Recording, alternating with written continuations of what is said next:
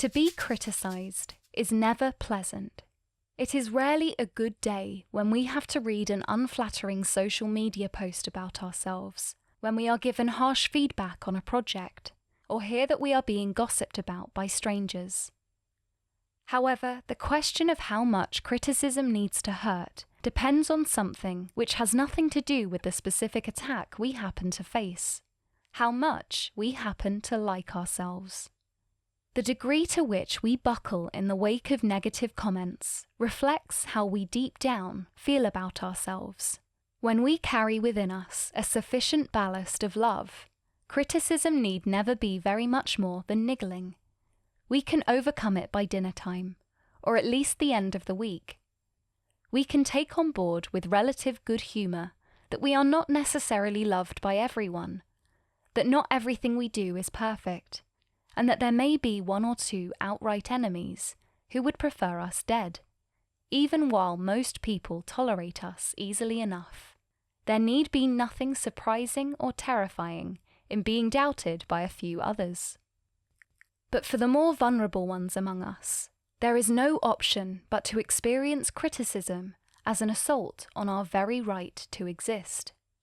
We don't hear that we are being mildly upbraided for an aspect of our work. We at once feel that we are being told to disappear. It isn't just one or two people who are mocking us. The whole world is apparently thinking only of how ridiculous we are. We will never get past this moment of negative assessment. The hatred will never end. It's a catastrophe. If criticism from outside proves devastating, it is because it so readily joins forces with an infinitely more strident and more aggressive form of criticism that has long existed inside of us.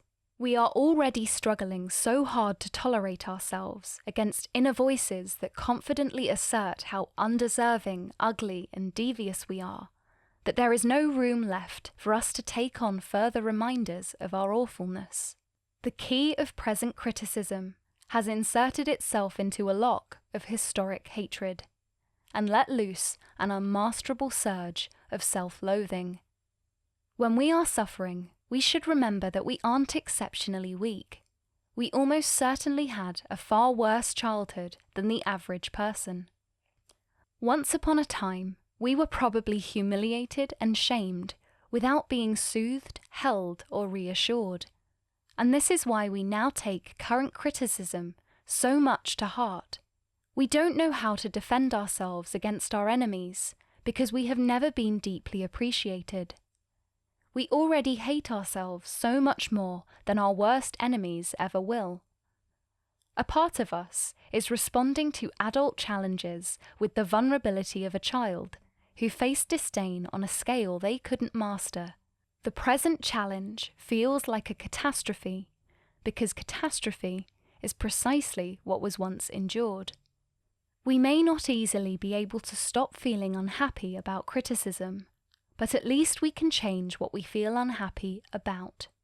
Our vulnerability need not be, as we initially and instinctively think, a sign that we are actively awful. It is evidence that we were, long ago, denied the sort of love that we would have needed in order to remain more steadily and generously on our own side at moments of difficulty. Self-Knowledge is a new essay book that takes us on a journey into our deepest, most elusive selves and arms us with a set of tools to understand our characters properly.